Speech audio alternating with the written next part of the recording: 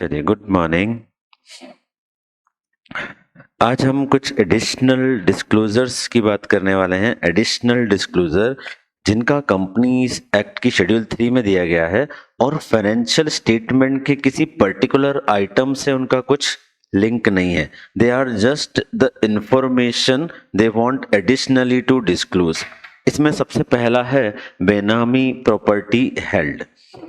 इसको याद कैसे रखेंगे? हमको पता है कि भाई बेनामी ट्रांजैक्शन नहीं किया जा सकता या मना है, तो हम इसको वहीं से इस एक्ट का नाम बना लेते हैं, बेनामी ट्रांजैक्शन प्रोहिबिशन एक्ट। क्या है बेनामी ट्रांजैक्शन? मना है, प्रोहिबिटेड है। तो एक्ट का नाम क्या हो गया? बेनामी ट्रांजैक्शन प्रोहिबिशन एक्ट। मना है तो प्रोहिबिशन एक्ट। तो बेनामी ट्रांजैक्शन प्रोहिबिशन एक्ट के तहत क्या हमने कोई बेनामी प्रॉपर्टी हेल्ड की है क्या? ये इस बारे में हमें चाहिए। तो पहला पॉइंट इसके अंदर, weather any proceeding initiated or pending under this act. कोई पेंडिंग है या शुरू हुई है, दोनों में चीजें। अगर कोई पहले से है, पिछले साल ही इनिशिएट हो गई थी, तो वो अभी पेंडिंग कहलाएगी, और कोई इस साल नहीं हुई है तो वो इनिशिएट हुई कहलाएगी। So whether any proceeding initiated or pending under this act. ठीक है। अब देखो, वो होता है ना काला धन इतना बोलते हैं स्वामी जी भी, है ना। काला धन अगर है मतलब बेनामी प्रॉपर्टी है, तो हम क्या जानना चाहते हैं? बताओ कितने रुपए की है, कब खरीदी, किसके नाम पे है, बुक्स में है कि नहीं है, यही सब चीजें जानना चाहेंगे। यही सारे पॉइंट है। पहला point, detail of such property, year of acquisition. बताइए कि भैया वहां पर प्लॉट है, इस ईयर में खरीदा था। Detail of such property and year of acquisition. Then amount क्या है। डिटेल ऑफ बेनिफिशियरी, किसके नाम में है। बेनिफिशियरी मतलब किसको फायदा होगा इससे, किसके नाम में है ये प्रॉपर्टी। जब बेनामी है तो मतलब अपने नाम में नहीं है, किसी टॉम डिक हैरी के नाम में होगी या किसी और के उसमें होगी। If property is in books, अगर बुक्स में है ये प्रॉपर्टी, बुक्स में हो सकती है। हमने एक ऑलरेडी प्रोविजन पढ़ा था कि प्रॉपर्टी जो एंटिटी के नाम पे नहीं है, right. So if property is in books, reference of item दीजिए। इफ नॉट इन बुक्स, तो ये स्टेट को इस बात को, इस फैक्ट को स्टेट कर दीजिए, मेंशन कर दीजिए कि हाँ प्रॉपर्टी बुक्स में नहीं है। फिर बताइए आपके ऊपर जो प्रोसीडिंग चल रही है वो किस फॉर्म में चल रही है। आप एबेटर यानी आपने छुपाया है उसे, या ट्रांसफरर या आपने ट्रांसफर किया है। भाई एक्ट के अंदर अलग अलग प्रावधान होंगे, तो वो किसी को अबेटर बोलते होंगे, किसी को ट्रांसफरर बोलते होंगे।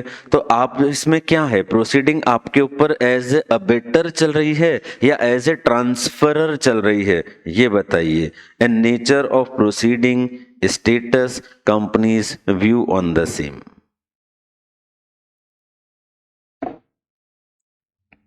ये ऐसे सिर्फ 6-7 पॉइंट एग्जाम के लिए बहुत इंपॉर्टेंट।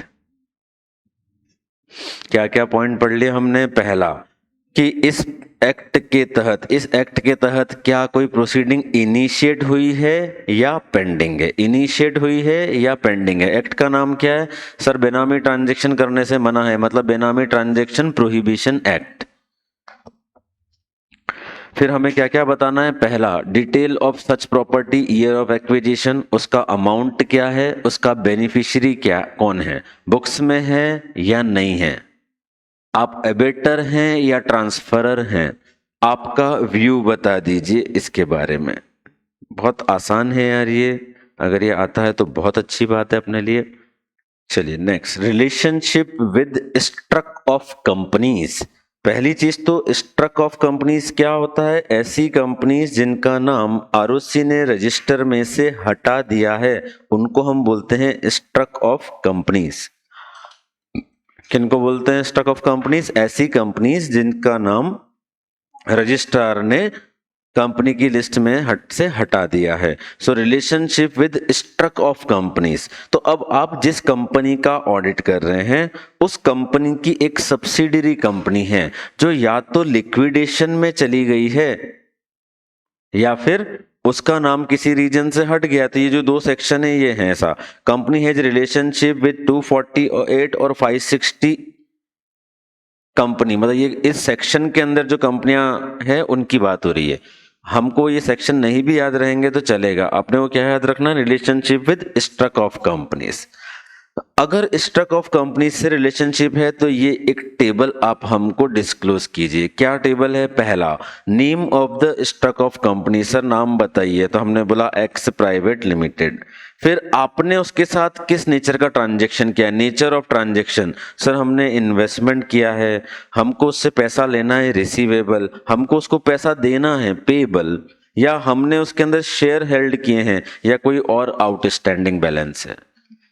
तो आपका उसके साथ क्या नेचर ऑफ ट्रांजैक्शन है वो बताइए। यहाँ रिलेशनशिप से मतलब अभी ये नहीं हो रहा है कि वो मेरी सब्सिडियरी ही है या वो मेरी होल्डिंग ही है, ऐसा नहीं है। आपकी बैलेंस शीट में कोई भी ट्रांजैक्शन है एक ऐसी कंपनी से जो स्ट्रक ऑफ हो चुकी है तो आपको बताना है साहब। यहाँ पर बैलेंस आउटस्टैंडिंग कितना है वो बता दीजिए। Relationship with the stock of company if any to be disclose, अगर आपका कोई उससे स्पेसिफिक रिलेशनशिप है तो वो बता दीजिए। ये सब एग्जाम में पूछे जा चुके हैं यार, चारों पांचों जितने भी अपन पढ़ रहे हैं। टेस्ट कॉपीज कल तक तो आ रही थी मेरे पास, तो 2-3 बची है। फिजिकल तो ऑल्दो सब हो गई, वो सॉफ्ट वाली में बहुत टाइम लगता है मुझे चेक करने में। ठीक है, 4 हेडिंग की अपनी टेबल है छोटी सी। पहला, नाम बताइए, name of the stock of company, उसके साथ ट्रांजैक्शन, अमाउंट, रिलेशनशिप। नेम बताना है और उस कंपनी के साथ ट्रांजैक्शन बताना है, बैलेंस आउटस्टैंडिंग बताना है और रिलेशनशिप बताना है। चलिए नेक्स्ट है बेटा रेशियो टू डिस्क्लोज। ये कुछ ऐसे रेशियोज हैं जो हमें डिस्क्लोज करने हैं, बताना है हमको कि ये सारे रेशियोज क्या हैं। जैसे पहला, करंट रेशियो। क्या होता है, लास्ट में फाइनेंशियल स्टेटमेंट में एक नोट्स ऐड कर रहे हैं जहां पर इन रेशियोज को हमने कैलकुलेट किया है और हम बता रहे हैं करंट रेशियो कितना है, डेट इक्विटी रेशियो कितना है, डेट सर्विस कवरेज रेशियो कितना है। 3 तो ये हो गए। फिर कुछ टर्नओवर से रिलेटेड है, मैंने अपने याद रखने के लिए ऐसा किया कि टर्नओवर वाले सारे रेशियो एक साथ लेके हम बोलेंगे debtor turnover ratio, creditor turnover ratio, inventory turnover ratio और नेट कैपिटल टर्नओवर रेशियो। तो 4 रेशियो टर्नओवर वाले हो गए। डेट सर्विस कवरेज रेशियो ये होता है डेट के ऊपर आपको क्या चुकाना होता है, इंटरेस्ट। तो आपका प्रॉफिट आपके इस इंटरेस्ट को चुकाने के लिए कितना सफिशिएंट है वो ये होता है। तो हम इसके अंदर ऊपर इंटरेस्ट डालेंगे और नीचे प्रॉफिट डालेंगे तो वो कैलकुलेट हो जाएगा आपका। ये सब है आपके कोर्स में, आई थिंक आप पढ़ेंगे ये।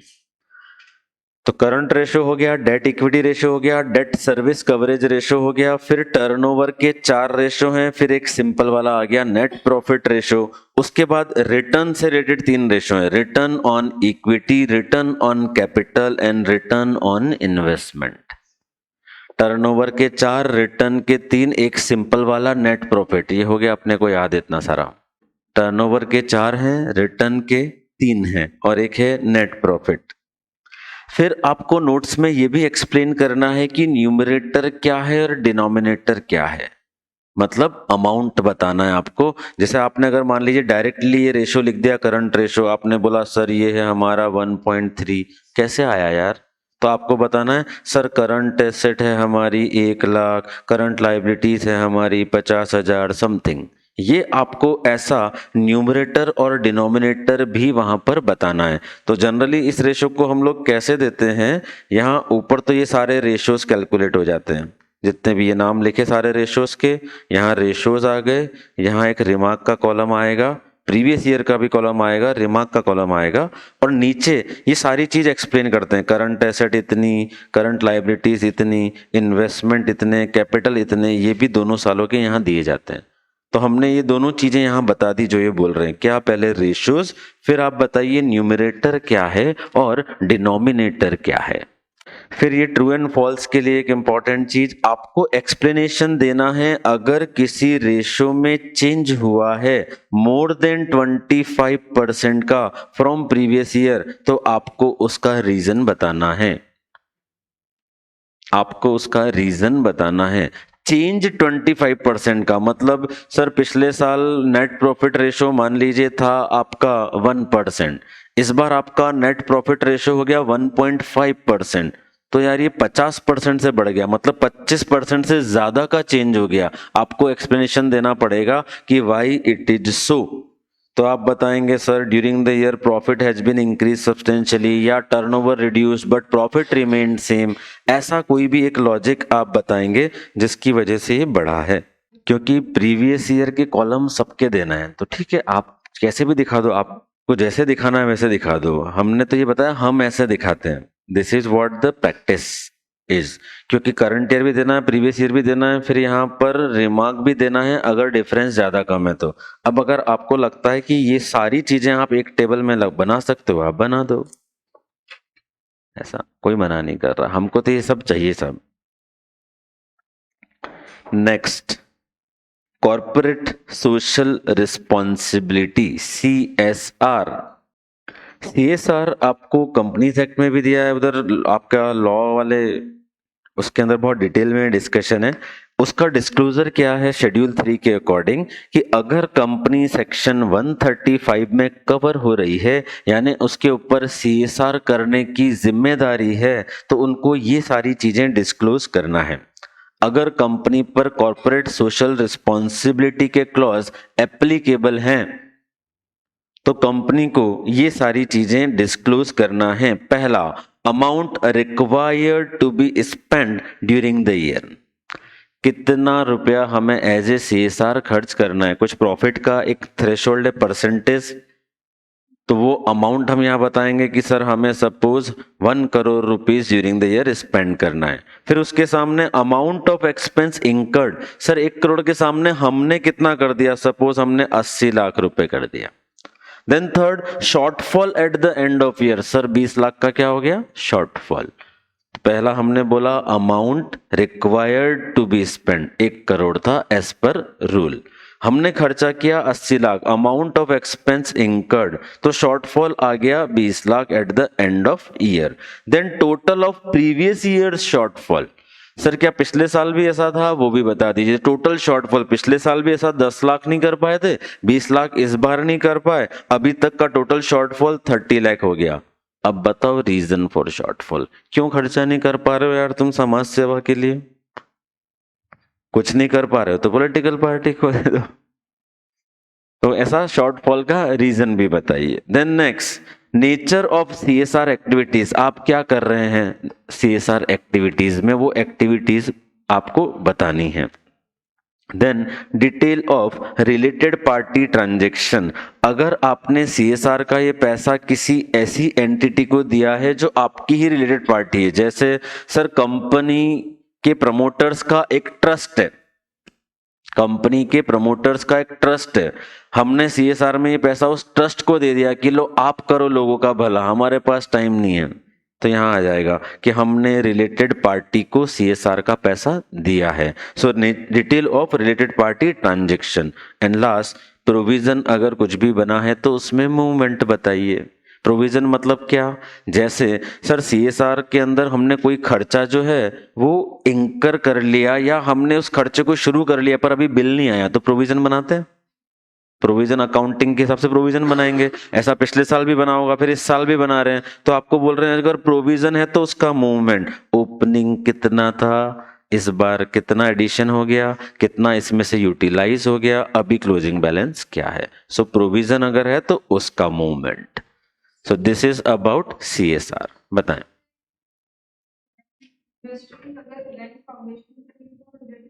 यस, आ जाएगा, बिल्कुल आ जाएगा। यहां पर डिस्क्लोजर करना पड़ेगा कि आपने रिलेटेड पार्टी को दिया है।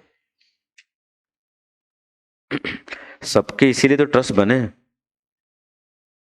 आफ्टर दिस प्रोविजन ट्रस्ट बहुत ज्यादा बने हैं। ट्रस्ट को दे देते हैं, अपने ही वाले ट्रस्ट को, अपना वाला ट्रस्ट जो है फिर वो अपने हिसाब से खर्चा भी करता है। हाँ मतलब बहुत सारा तो नहीं, लेकिन हाँ इसमें काफ़ी मॉल प्रैक्टिसेस हैं। ये थोड़ा ग्रे एरिया है जहाँ पर बहुत सारी चीज़ें हो रही हैं इस तरह की बाजार में। मतलब इस तरह की चीज़ें भी होती है कि कोई ऑफिशियली चेक से पैसा दे देता है and they take it back in cash, ऐसा भी होता है।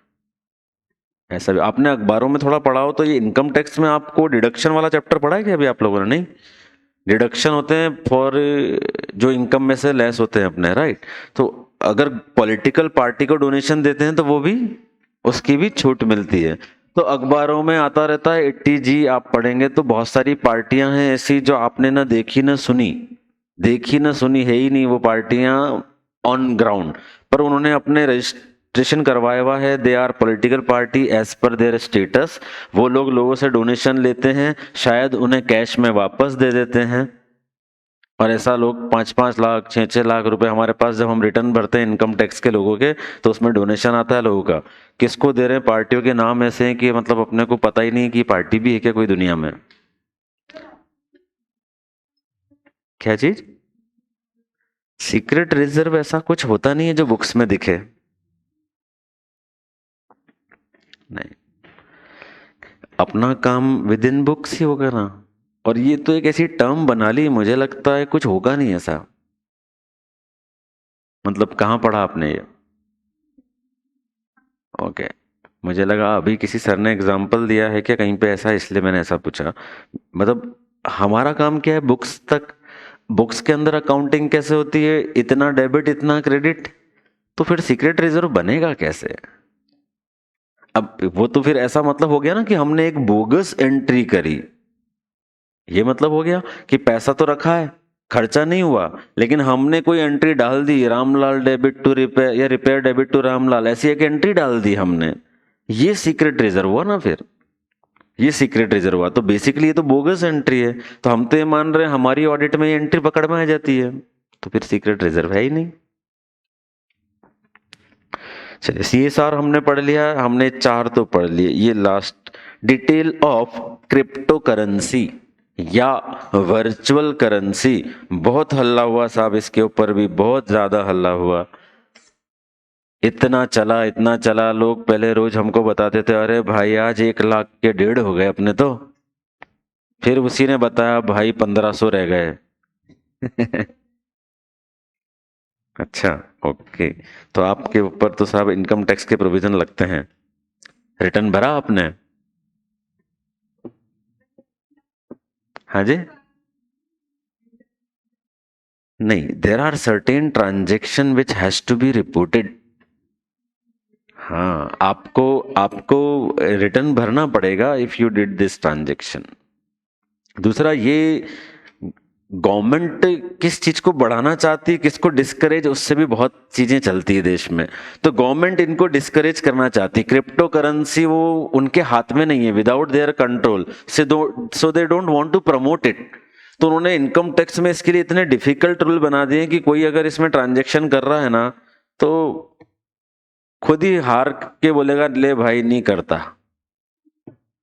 उन्होंने ऐसा इसके लिए बना दिया था। जैसे इनकम टैक्स में अगर आप पढ़ेंगे, वहां पर इनकम टैक्स में क्रिप्टो करेंसी का जो टैक्सेशन है, मान लीजिए मैंने 3 तरह की क्रिप्टो करेंसी में ट्रांजेक्शन किया, एक में प्रॉफिट हुआ, एक में लॉस हुआ, फिर एक में प्रॉफिट हुआ। जनरली हम क्या करते हैं, इसको नेट ऑफ करके दिखाते हैं कि इतना अल्टीमेटली प्रॉफिट हुआ। इनकम टैक्स वालों ने क्या बोला, नहीं इसका प्रॉफिट टैक्सेबल, इसका लॉस भूल जा, इसका प्रॉफिट टैक्सेबल। बोले ये लॉस भूल जा, नहीं इसके मेरे को कोई मतलब नहीं इससे। और इसके बाद भी यही नहीं रुके, और अब ये दोनों में प्रॉफिट हुआ, सर इन दोनों में 10-10 ट्रांजेक्शन किए थे, 5 में प्रॉफिट हुआ 5 में लॉस हुआ, 5 लॉस वाले भूल जा, सिर्फ प्रॉफिट वाले दिखा। That is the level. ऐसा उनका व्यू है कि बस हमें मलाई दे दो, बाकी तुम जानो, तुम्हारा काम जाने। इस तरह से वो इसके ऊपर टैक्सेशन चाहते हैं। तो बहुत सारा डिस्करेजमेंट है इसके लिए। सो डिटेल ऑफ क्रिप्टो करेंसी, तो कंपनी एक्ट भी बोलता है हम क्यों पीछे रहे।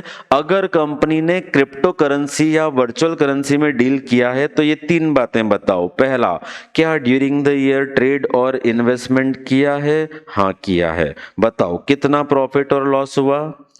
बताओ बैलेंस शीट डेट पर अभी बैलेंस क्या है और तुम्हारे पास ये पैसा कहां से आया, किसी और ने तो नहीं दिया तुमको ये करने के लिए, ये भी बताओ। तीन चीजें बताना है, प्रॉफिट और loss on crypto currency, amount of currency held at balance sheet date, and तीसरा whether any deposit advances received from any person to do this trading और इन्वेस्टमेंट।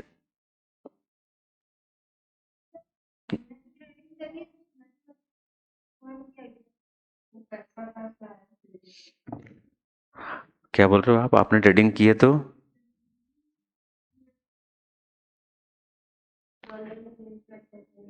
नहीं, this is not virtual currency, dollar is not a virtual currency.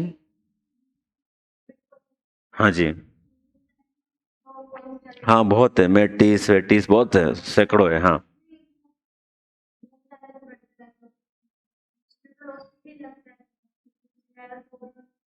हम्म। नहीं करना नहीं पड़ा मतलब आपने करा नहीं ना। हाँ कंपलसरी है, आपने करा नहीं ना, करना चाहिए था। ये तो वैसा ही है ना, मैं अभी सुबह सुबह बीआरटीएस में से आया, मुझे तो किसी ने रोका ही नहीं सर, आप तो बोल रहे थे मना है जाना। कभी रोक लेगा किसी दिन, या कैमरे से कभी आएगा फोटो, ये वैसी चीज है। सो डिटेल ऑफ क्रिप्टो करेंसी, यार ये पांच चीजें हमने पढ़ ली, मैंने आपको छह चीजें लिखाई थी, एक चीज मॉड्यूल में नहीं है, हटा दी गई है, राउंडिंग ऑफ रिक्वायरमेंट। तो फिर हटा दी है तो फिर इसको मैं नहीं कर रहा हूँ कवर, ठीक है, हटा दी है इसलिए मैं इसको कवर नहीं कर रहा हूँ। इन पांच में से किसी एक के आने के बहुत चांस, ये पांचों डिस्क्लोजर बहुत बहुत ध्यान से देखकर ही जाइएगा, पांचों एग्जाम में पूछे जा चुके, नहीं एक बचा हुआ रेशो एनालिसिस नहीं पूछा है, बाकी चारों एग्जाम में पूछे जा चुके हैं ये, तो ये बिल्कुल अच्छे से तैयार कीजिए। तो यहाँ अपना कवर होता है पूरा बैलेंस शीट, पूरा ये डिस्क्लोजर स्पेसिफिक ये सब कवर हो गया। Now I just need 2 more lectures to cover the P&L items, ठीक है। अब पहले P&L आइटम्स के अंदर हमारे कौन कौन से असर्शन होते हैं उसकी बात कर लेते हैं। P&L आइटम को क्या बोलते हैं अपन, क्लास ऑफ ट्रांजेक्शन्स। कौन कौन से असर्शन होते हैं यहाँ पर, कंप्लीटनेस और ऑकरेंस, और वैल्यूएशन की जगह यहां पर वर्ड आ जाएगा बेटा मेजरमेंट, कि हमने इसकी वैल्यू जो यहां पर रखी है ये क्या है, सही है या नहीं है, सेल सही रेट से बुक हुआ कि नहीं हुआ, तो वैल्यूएशन वर्ड यूज नहीं होगा when we do class of transaction. और ठीक है एक्यूरेसी लिख देते हैं, और कट ऑफ लग सकता है wherever possible, purchase sales, और कुछ प्रेजेंटेशन डिस्क्लोजर तो हर जगह विद्यमान है, वो भी लिख देते हैं, क्लासिफिकेशन लिख दीजिए। इतनी सारी चीजें हम चेक करेंगे while doing audit of P&L item, ठीक है। अब P&L आइटम का अपन सोचें अपने को ब्रॉडली क्या क्या चीजें होती है, हमारे पास यहाँ पर है सेल्स या अदर इनकम, दो तरह की चीजें होती है, एक सेल्स है और एक अदर इनकम। सेल्स और अदर इनकम, सेल्स की चेकिंग की बात करेंगे, अदर इनकम में क्या क्या हो सकता है यार, interest income, dividend income, profit on sale of investment हो सकता है, ये सब चीजें हो सकती है हमारे पास, these are all income. Expense की बात करूं यहां पर क्या आएगा, सबसे बड़ा खर्चा एक होता है परचेज, एक बड़ा खर्चा होता है एम्प्लॉय कॉस्ट, और फिर होते हैं हमारे पास बहुत सारे एडमिनिस्ट्रेटिव एक्सपेंसेस। ये पांचों आइटम का ऑडिट हम पढ़ लेंगे और खत्म। क्लियर हो रहा है, समझ में आ गया ना ये। तो अब सेल्स की चेकिंग की बात करेंगे, परचेज की चेकिंग की बात करेंगे, एम्प्लॉय कॉस्ट, एडमिनिस्ट्रेटिव एक्सपेंस, ये ऐसे सब फटाफट फटाफट हम देखते जाते हैं। चलिए सबसे पहले बनाते हैं चेकिंग ऑफ सेल्स। ये पूरा अब आपको ही लिखना है। सबसे पहला पॉइंट, सेल्स के अंदर क्या कोई तरह का टीओसी की जरूरत है क्या, बताएं। सेल्स एक पूरा डिपार्टमेंट है, एक पूरी प्रोसेस है सेल के पीछे, जो पूरी सेल को कंक्लूड करती है। कैसे होता है सर? सबसे पहले एक सेल इनवॉइस या सेल का ऑर्डर आएगा, वो बनेगा। उसके बाद क्या होगी, हमारी गुड्स डिस्पैच होंगी, इनवॉइस की बुक्स ऑफ अकाउंट में एंट्री होगी, फिर डेटर बनेगा, उससे कैश या बैंक में पैसा आएगा, फिर उस हिसाब से वो लेजर जो है वो निल होगा। एक पूरी प्रोसेस है ये, जिसके अंदर इन्वेंट्री भी शामिल हो गई, कैश बैंक भी शामिल हो गया, बहुत सारी चीजें अफेक्ट हो रही है। इसलिए इसके ऊपर बहुत सारा टीओसी की जरूरत है, टेस्ट ऑफ कंट्रोल या कंट्रोल चाहिए। बताएं क्या क्या टेस्ट ऑफ कंट्रोल आपके अकॉर्डिंग होने चाहिए सेल्स के ऊपर। लिखो, सब आपको ही लिखना है ये। बताइए, what are the controls you should see on sales.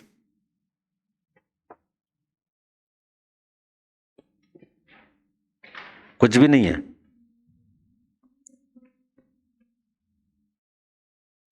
TOC में पहला point, understanding of controls established by management, established by management. जो भी मैनेजमेंट ने कंट्रोल लगाए हैं उसका एक अंडरस्टैंडिंग ले लीजिए। फिर और क्या करें उसका? अब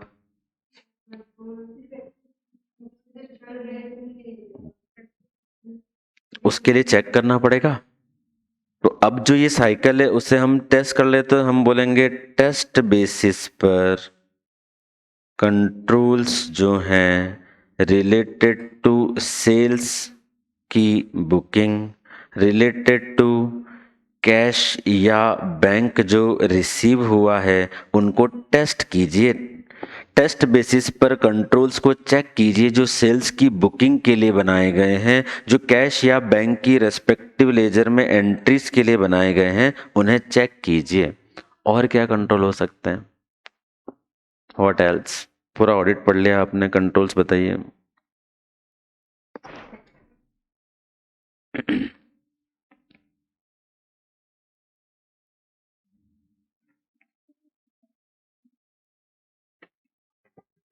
देखो, हमने कुछ चीजें जो परचेज डेटर और क्रेडिटर में पड़ी थी वो यहाँ पर भी तो आप लगा सकते हैं। जैसे सेल्स जो है वो सर अप्रूव्ड वेंडर्स को ही होनी चाहिए। सर सेल्स जो है वो अप्रूव्ड रेट से ही होनी चाहिए, ऐसे सब कंट्रोल होने चाहिए ना। तो ये हम सारी चीजों की बात कर लेंगे। अगर क्रेडिट सेल की गई है तो एज पर क्रेडिट पॉलिसी होनी चाहिए। ये सब कंट्रोल ही तो है। सेल्स रिटर्न की भी बात कर दीजिए, बताओ क्या कंट्रोल चाहिए उस पर आपको। हम ऐसा लिखेंगे फिर, सेल्स रिटर्न जो है वो किसी से अप्रूव्ड होना चाहिए या फिर एज पर पॉलिसी होना चाहिए। हम बोलते हैं ना ऐसा, 5 दिन तक अगर आप वापस दे दोगे नो क्वेश्चन आस्क। एमएमटी बोलता है Make My Trip last minute cancellation without any charge, no reason ask. Policy उनकी ये सब। तो सेल्स रिटर्न है तो अप्रूव्ड या एज पर पॉलिसी होनी चाहिए। अभी इतना ही याद आ रहा है, पेज छोड़ के आगे बढ़ेंगे। हाँ जी।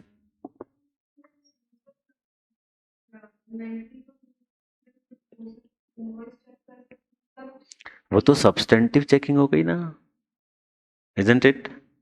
तो हम यहाँ पर एक जनरल पॉइंट ये बना सकते हैं, हम बोलेंगे based on TOC we will decide the substantive procedures और उसका एनटीई, उसका एनटीई सब्सटेंटिव प्रोसीजर का नेचर टाइमिंग एक्सटेंड डिसाइड करेंगे बेस्ड ऑन टीओसी। चलिए अब आते हैं सब्सटेंटिव प्रोसीजर पर, यानी कि अब असर्शन वाइज चेकिंग की बात कर रहे हैं। सबसे पहला और इंपॉर्टेंट पॉइंट होना चाहिए ऑकरेंस। बताओ यार, ऑकरेंस कैसे चेक करोगे? ऑकरेंस का मतलब क्या है बेटा? Whether the transaction happened during the year or not. Invoice check करोगे। क्या चेक करोगे इनवॉइस में? इनवॉइस चेक करने का मतलब क्या है? हम इनवॉइस चेक कर रहे हैं तो हम उसकी डेट या पीरियड देखेंगे, ऐसा देखना पड़ेगा।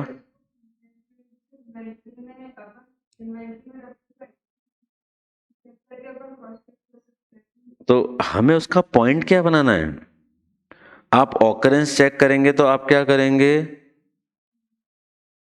इन्वेंट्री रिकॉर्ड्स जो हैं इट शुड बी, वहां पर रिडक्शन की एंट्री होनी चाहिए अगर सेल हुआ है तो, ऐसा आप चेक कर लीजिए। और बताइए और क्या चेक करेंगे? व्हाट एल्स ऑकरेंस में?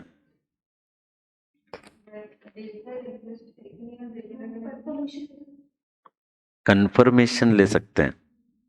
ओके, जनरली देखो हमने जो ऐसे पढ़ा है 505 एक्सटर्नल कंफर्मेशन, वहां हमने पढ़ा था it is most suitable for account balances. Sale क्या है? Class of transaction.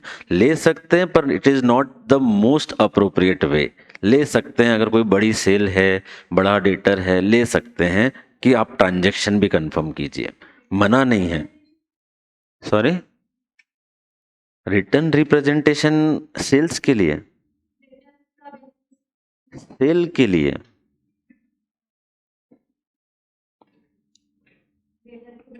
नहीं, ऑकरेंस में हमको वो सारी चीजें सोचना है। हम बोलेंगे कहीं कोई फिक्टिशियस इनवॉइस तो बुक नहीं हो गया है, फिक्टिशियस सेल या फिक्टिशियस वेंडर को कोई चीज बुक तो नहीं हो गई है, ये चेक करेंगे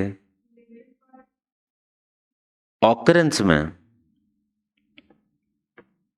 ऑकरेंस में ऑकरेंस का मीनिंग क्या है? Whether it happened during the year or not, whether it happened during the year or not. तो किसी को भी हुआ हो बेटा, क्या फर्क पड़ेगा? हाँ, तो कैंसिल का कुछ होना चाहिए। सेल्स रिटर्न अपन ने लिखा, देखो मैं आपको कुछ पॉइंट यहां से दिखाता हूं एक बार, सो दैट आपका वो एक लॉजिक बनेगा। कहाँ गया अपना सेल्स? हाँ, ये सेल्स देखिए। चलिए पहले तो टीओसी में जो पॉइंट लिखे हैं दो तीन, मैं एक बार क्विकली पढ़ता हूँ। An auditor needs to obtain understanding, ठीक है। दूसरा, test of control the entity has set up the sales cycle to determine how strong and reliable they are.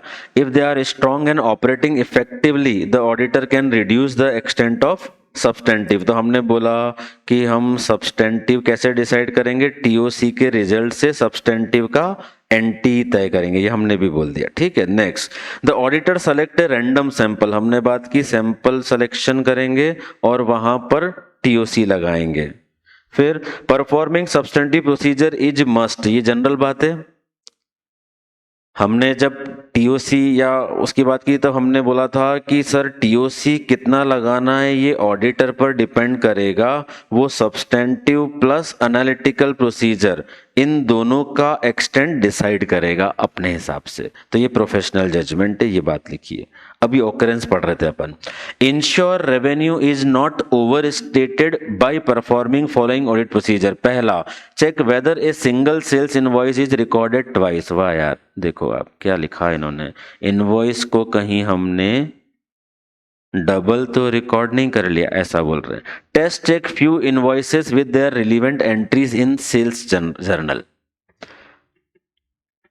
हमारी सेल्स जर्नल से ही पीएनडल में सेल आई होगी, तो वो वाकई में हुई है या नहीं हुई है। ऐसा उल्टा चले, हमने सेल्स का अमाउंट देखा, पीएनडल में आ रहा 1 करोड़, हमने बोला इसका सेल्स रजिस्टर दीजिए, उन्होंने सेल्स रजिस्टर दिया, उसमें 10,000 इनवॉइसेस हैं, हमने कोई 10 इनवॉइसेस निकाले, बोले लाओ इसका एक्चुअल इनवॉइस दिखाओ, तो ऐसा उल्टा चले। उस बात को उन्होंने कैसे लिखा?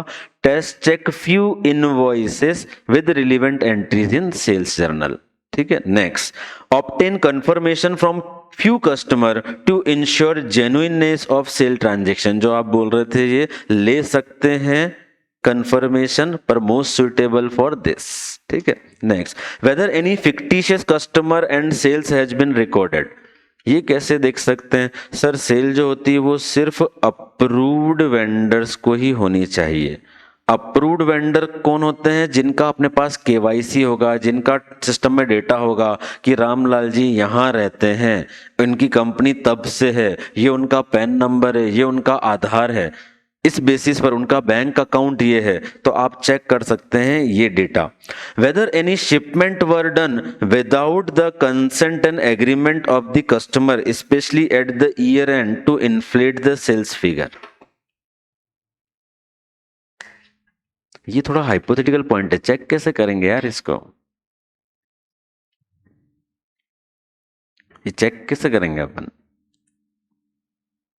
ये इन सब में बहुत होता है ऐसा। ये जो फार्मा कंपनीज है या मोबाइल वाले हैं, ये क्या बोलते हैं, इनको पैसे चाहिए ही नहीं होते हैं एडवांस में, तो आप तो रखो सर, मैं भिजवा रहा हूँ 10 सेट, बिक जाएंगे तो ठीक है, नहीं तो कोई बात नहीं, आप तो रखो। इनको बाजार में माल देना होता है, they want to more and more penetrate the shops, तो उनके अंदर ज्यादा माल अपना रखा हुआ है ऐसा देखना चाहिए। तो सबके यहाँ जा के काउंटर पे सजा के खुद आ जाते हैं, अरे सर ये यहाँ पे डिस्प्ले में देखो आप, तो ऐसा उन्होंने दे दिया। अब अपन तो यहाँ पर इसको चेक बड़ा मुश्किल है करना, पर ये पॉइंट थ्योरेटिकल है, याद रख लेते हैं इसको कि क्या eight the end of year ऐसी कोई सेल है जो अभी बुक नहीं, जो अभी सेल रिकॉग्नाइज नहीं करनी चाहिए थी। इसको ऐसा बोल सकते हैं क्या अपन कि sale on the basis of approval, ऐसा बोल सकते हैं। तो हम इन्हें यहाँ पे लिखा सेल ऑन अप्रूवल बेसिस, ठीक है। Any unearn revenue recorded as earn, हाँ ये आप अकाउंटिंग वाले हो, बताओ क्या होता है unearned revenue recorded as earned. Unearned revenue और रिकॉर्डेड एज अर्न्ड, जैसे अपन अपनी बात करें, अपने प्रोफेशन की बात करें, मैं किसी क्लाइंट को तब बिल दे सकता हूं when I signed the audit report, service complete वही मानी जाएगी, सर्विस डिलीवर्ड तब मानी जाएगी when I signed the audit report. अभी थोड़ी ना इनवॉइस रेज कर सकता हूं कि सर फाइनेंशियल ईयर 23-24 का ऑडिट का ये बिल, 23-24 का ऑडिट जब कर दूंगा तब जाके उसका बिल रेज होगा। अगर मैंने ऐसा इनवॉइस बुक कर लिया, this is unearned in revenue, unearned. और एग्जांपल बताऊं इसका, इंटरेस्ट आपका अभी अक्रू नहीं हुआ और आपने बुक कर लिया, जैसे मैंने एक एफडी करी 30 तारीख को, 30 मार्च को, और सर मैंने उसका पूरा इंटरेस्ट बुक कर लिया, बोले सर 6% से आएगा ही ना, वो तो आएगा पर अभी आया नहीं है, it can not be booked, नहीं बुक कर सकते। तो whether any unearned revenue recorded as earn, ये आप डाल सकते हैं, ये इसके अंदर एक कैप्चर हो सकता है। Whether any substantial uncertainty exist about collectability, S 9 पढ़ा है क्या आपने? पढ़ा है। कब रेवेन्यू को रिकॉग्नाइज करना चाहिए? When there is a reasonable certainty, ऐसा कुछ वर्ड पढ़ा होगा ना, When there is a reasonable certainty। और अपने प्रोफेशन में reasonable is what we can achieve maximum, अपने पूरे प्रोफेशन में wherever a reasonable word मतलब वो जो तेरे हाथ में, इसके ऊपर भगवान के हाथ में, तो reasonable वाला जो है लेवल आप तभी बुक करेंगे। तो whether any substantial uncertainty about collectibility है, then you cannot book the revenue. Next, whether customer obligations are contingent on other action,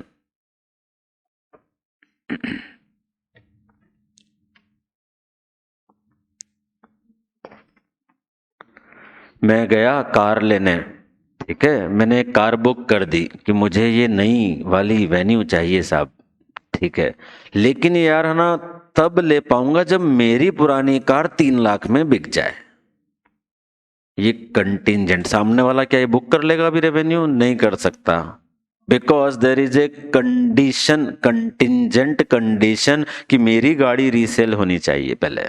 ऐसी कोई कंडीशन है तो फिर यार इसको सही ऑकरेंस नहीं माना जाएगा। थोड़े यूनिक पॉइंट है ऑकरेंस में, एक बार फिर से अपन रिवाइज कर लेते हैं क्विकली। हमने सबसे पहले बोला सर हमें ये देखना है एक ही इनवॉइस 2 बार तो बुक नहीं हो गया। पहले इजी पॉइंट कवर कर लेते हैं जो ऐसे ही हमें याद रह जाएंगे। एक इनवॉइस 2 बार तो बुक नहीं हो गया। फिर हमने सेल्स ट्रांजेक्शन्स को इनवॉइस में सेल्स लेजर के ट्रांजैक्शंस को इनवॉइस से ट्रेस किया, इनवॉइस तक ट्रेस किया। ये तो अपनी जनरल ऑडिट प्रोसीजर ही हो गए दो। तो पहले बोला डबल तो बुक नहीं हो गया, और फिर ये, फिर एक और आपने जनरल पॉइंट बोला एक्सटर्नल कंफर्मेशन ले लेंगे। ठीक है, एक्सटर्नल कंफर्मेशन ले लीजिए। अब अप्रूवल वाले 2-3 पॉइंट, सर अप्रूव्ड वेंडर को यानी फिक्टिशियस वेंडर को ना सेल हो जाए, और approval sale on approval basis है तो हम चेक करेंगे कि वो सही है या नहीं। फिर हमने 2 पॉइंट अकाउंटिंग वाले बोले, अनअर्न्ड ना हो जाए और कंटिंजेंसी पर बुक ना आधार पर ना हो गए अपने 5-6 पॉइंट, बहुत है। हाँ जी, हाँ हो सकता है बेटा, वो हमने ऑलरेडी एक पर लिखा ना बेटा, सेल ऑन अप्रूवल बेसिस, इसलिए वापस से उसको नहीं बोला। हमने एक पॉइंट अलग बनाया ना, सेल ऑन अप्रूवल बेसिस, तो वो भी हमने कवर कर लिया है। तो पहला पॉइंट ऑकरेंस सेल्स के रेस्पेक्ट में क्लियर है बेटा, ऑकरेंस में ये 5-6 पॉइंट हमने पढ़ लिए। नेक्स्ट, ये क्यों देखते हैं यार, review sequence of sales invoices, tell me, इसको क्यों देखने की जरूरत है? हाँ, इसलिए हम देखेंगे। और दूसरा, बीच में अगर कोई सेल इनवॉइस, जैसे मैं जब जीएसटी रिटर्न भरता हूँ, कुछ बहुत छोटे क्लाइंट जो होते हैं वो क्या करते हैं, हमको व्हाट्सअप कर देते हैं, सर इस महीने ये 10 बिल बने, तो मुझे वो 10 बिल व्हाट्सअप कर देता है, और हम वो उसके बेस पे जीएसटी रिटर्न तैयार करवाते हैं। अब वो 10 इनवॉइस जो उसने भेजे, उसके अंदर ऐसा है 101, 102, 103, 104, 107। अब मैं उसको फोन लगाऊंगा, यार ये 5 और 6 नंबर आपने भेजा ही नहीं, आप भूल गए। अरे नहीं नहीं सर, वो दोनों कैंसिल हो गए। अच्छा, जब तक मैंने ये नहीं पूछा उसकी सेल कंप्लीट नहीं थी, जब तक ये नहीं पूछा मैंने कि ये 5 और 6 कहाँ गए, तब तक उसकी सेल कंप्लीट नहीं थी। यही हम बात कर रहे हैं, review sequence of sales invoices. एक सीरीज चल रही है तो वो सीरीज कंप्लीट होनी चाहिए ना, 1 से 100 तक, बीच में कोई नंबर मिसिंग है तो या तो वो बुक होने से रह गया है या फिर वो कैंसल हुआ है। The ideal accounting system is, आप कैंसल्ड इनवॉइस की भी एंट्री करते हैं 0 से, हाँ, ताकि आपको ये पता चले कि ये इनवॉइस कैंसल हुआ है। आइडियल अकाउंटिंग इज दिस, कर किया जाता है ऐसा, ताकि वो कोई वापस से यूज ना कर पाए। Next, review journal entries for unusual transaction. ठीक है, calculate the ratio of sale return to sales and compare it with previous year and inquire for the reason for increase decrease. ठीक है क्या ये पॉइंट, इसको हम क्या बोलते हैं, एनालिटिकल प्रोसीजर। अरे जहां जहां कंपैरिजन की बात आ रही है, इट इज एनालिटिकल प्रोसीजर। यहां तो हमने सब कर लिया, रेशो भी लगाया, हमने कंपेयर भी किया, it is analytical procedure. Analytical procedure से आप क्या पता कर सकते हैं, ऑकरेंस और कंप्लीटनेस। हमने पूरी बैलेंस शीट में इसे कंप्लीटनेस में पढ़ा है, जैसे डेटर्स में हमने एनालिटिकल प्रोसीजर कंप्लीटनेस में पढ़ा है। Check the sales return with sales invoice. ठीक है, ये हमने बात की थी कि सेल्स रिटर्न होगा तो उसका अप्रूवल लगेगा, हमने अभी बात कर ली। उसके डॉक्यूमेंट भी हम चेक करेंगे।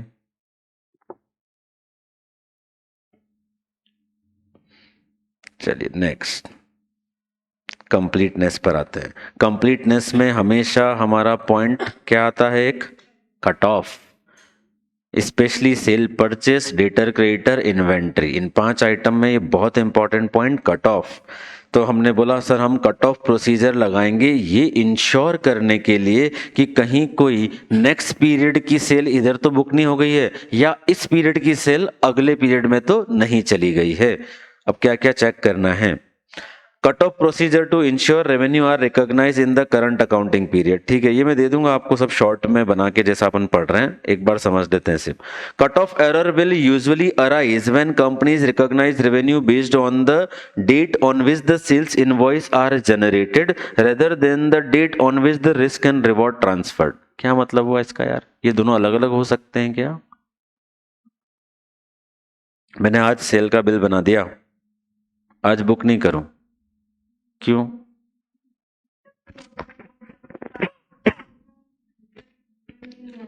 नहीं, इसमें physical position of goods is not very important, physical position is not very important, the terms of sale is important. सामने वाले ने मान लीजिए आया, पैसे दे दिए, ठीक है, और गुड्स सेलेक्ट करके अलग रख लिया। आपने गुड्स ऑफ सेल्स एक्ट में पढ़ा होगा ऐसा कहीं पर, उसने गुड्स सेलेक्ट करके अलग रख दिया, ये 2 वाली टेबल मेरी है, ये किसी को बेचना मत, ये अलग से उसने रख दी, और मैं अपने व्हीकल से इनको उठवा लूंगा। अब वो दोनों में तो रिस्क रिवॉर्ड ट्रांसफर हो ही गया ना, कहाँ रिस्क रिवॉर्ड बचा। मैं सेल बुक कर सकता हूँ, वो उठा लेगा जब इच्छा उठा, मेरे क्या 15 दिन मत उठा, पर क्या मैं बेच सकता हूं किसी और को? वो नहीं। For me it is risk and reward transferred. तो हम जो टेक्निकली बात करते हैं ना, 2 टर्म होती है हमारे पास, FOB, CIF। Free on board, मैंने मेरे गोडाउन से निकाल के बाहर रख दिया, बात खत्म, तेरी इच्छा हो गधे पे ले जा, तेरी इच्छा हो ट्रक में ले जा, मेरे को क्या करना है। फ्री ऑन बोर्ड मैंने अपने यहां से बाहर निकाल के रख दिया। CIF, सामने वाले ने बोला जब मेरे दरवाजे पे पहुंच जाएगा तब मैं एक्सेप्ट करूंगा, यानी कि इसका कैरिज भी मेरा, इंश्योरेंस भी मेरा, फ्रेट भी मेरा, इसका कैरिज भी मेरा, इंश्योरेंस भी मेरा, फ्रेट भी मेरा। उस केस में जब उसके दरवाजे पर डिलीवर हो जाएगा तब रिस्क एंड रिवॉर्ड ट्रांसफर होंगे।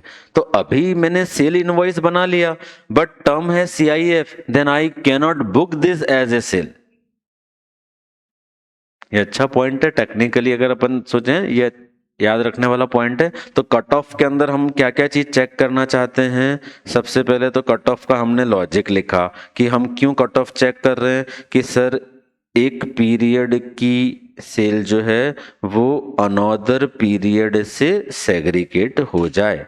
फिर दूसरा पॉइंट हमने कट ऑफ में क्या बनाया कि सर रेवेन्यू जो है वो सिर्फ सेल इनवॉइस से नहीं होनी चाहिए बुक।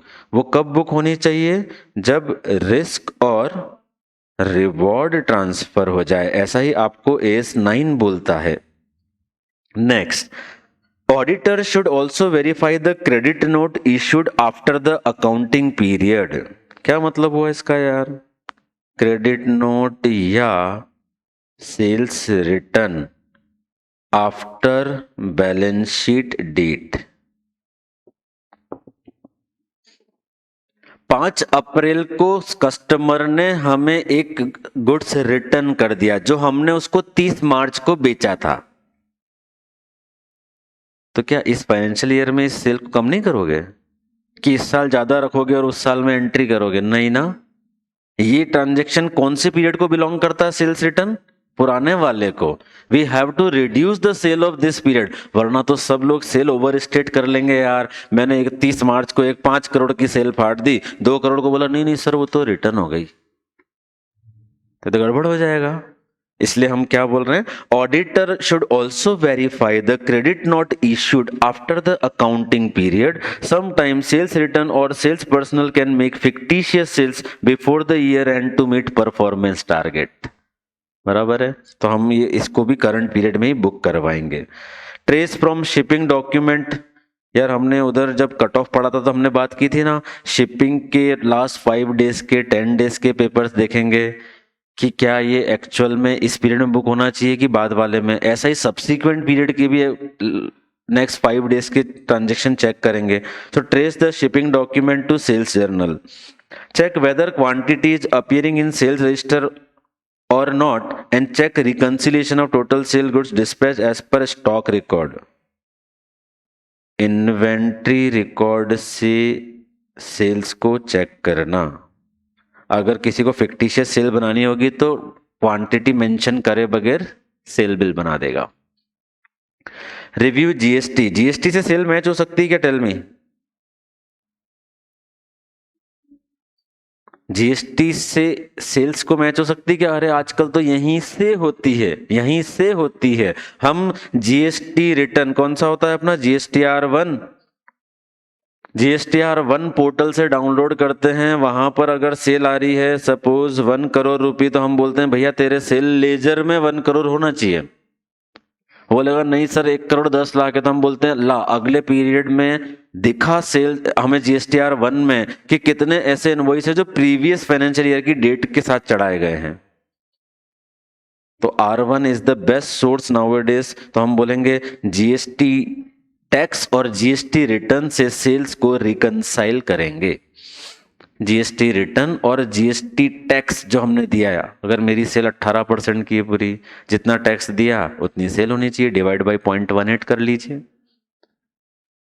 ये पॉइंट हमने पढ़े कंप्लीटनेस के अंदर। क्या क्या पढ़ा कंप्लीटनेस में? पहला कट ऑफ के अंदर 3 एक पॉइंट बना लेंगे, वो अपना कट ऑफ कंप्लीट हो गया। उसके बाद हमारे जनरल पॉइंट, हमने शिपिंग बिल को चेक किया, हमने इन्वेंट्री रिकॉर्ड चेक किए, हमने जीएसटी चेक किया। ये कंप्लीटनेस की बात हुई। मेजरमेंट, यही उधर होता था अपना वैल्यूएशन। तो पहला पॉइंट होना चाहिए मेरा AS11। सबसे पहला पॉइंट अपना क्या होना चाहिए? AS11। यहाँ एक टर्म लिखी है, देखो बच्चों, ये एग्जामिनेशन इन डेप्थ हमने पढ़ा था इसको जब मैंने ऑडिट ट्रेल पढ़ाया था। क्या होता है examination in depth? That is audit trail. That is audit trail. Audit trail क्या है? A path or a documented flow of transaction from inception to conclusion, उसको हमने बोला ऑडिट ट्रेल। फिर मैंने बोला था अगर हम सिलेक्टेड ट्रांजैक्शन का ये पूरा पाथ चेक करें उसे कहते हैं एग्जामिनेशन इन डेप्थ। इन्होंने यहां लिखा trace a few transaction from inception to completion, यानी एग्जामिनेशन इन डेप्थ। जब मेजरमेंट की बात हो रही है, कुछ इनवॉइसेस को आदि से अंत तक चेक कर लीजिए, इंसेप्शन से कंक्लूजन तक चेक कर लीजिए।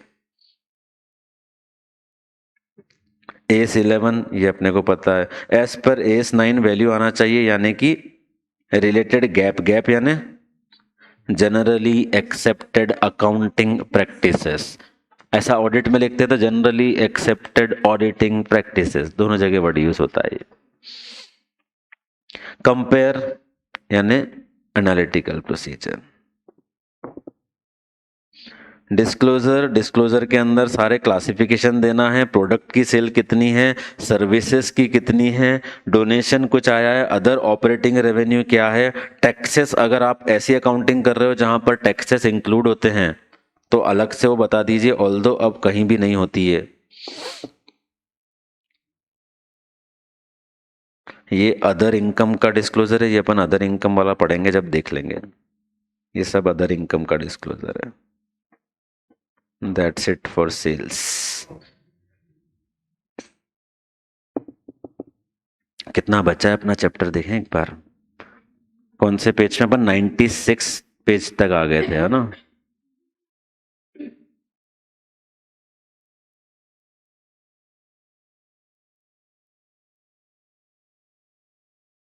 ये डेप्रिसिएशन वाला स्टैंडर्ड पढ़ लिया क्या आपने, अकाउंटिंग स्टैंडर्ड? नहीं 26 तो इंटेंजिबल है। मैं तो डेप्रिसिएशन अमोर्टाइजेशन पूछ रहा हूँ। आई थिंक 6 होना चाहिए आपको।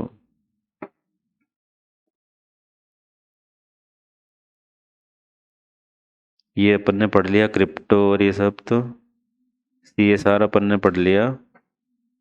एक्सपेंस बचे हैं और अदर इनकम बची है मेरे हिसाब से, बस एक डेप्रिसिएशन अमोर्टाइजेशन बचा है।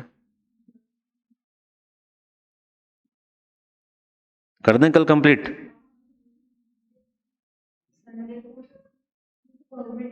संडे को तो अपन ऐसे भी अलग ही पढ़ने वाले हैं, what ever the status of this chapter. Sunday को गवर्नमेंट ऑडिट शुरू करेंगे और खत्म भी करेंगे। वो बड़ा टॉपिक है, 3 घंटे वाला बैंक ऑडिट। और वही गवर्नमेंट ऑडिट में जो बाकी एंटिटीज बची हैं, आपको ये अगर समझ में आ जाएगा चैप्टर अच्छे से, audit of items of financial statement, तो वो बहुत आसान है। ऑडिट ऑफ अदर एंटिटीज, उसमें कुछ भी नहीं, लॉजिक सिंपल लगाना। जैसा आप लोग मूवी देखने गए हो इतनी बार, मैं बोलूँगा ऑडिट ऑफ सिनेमा हॉल। अब क्या करेंगे ऑडिट ऑफ सिनेमा में जाके आप, सिनेमा की इनकम क्या होती है, एक्सपेंस क्या होते हैं, एसेट क्या होती है, लाइबिलिटी क्या होती है, इन चारों को ऑडिट कर लिया। इन चारों की ऑडिट कैसे करेंगे ये मैंने पढ़ा दिया audit of items of financial statement में। तो वो चैप्टर बहुत ईजी है, वो तो मैं 3-4 दिन में कर सकता हूँ।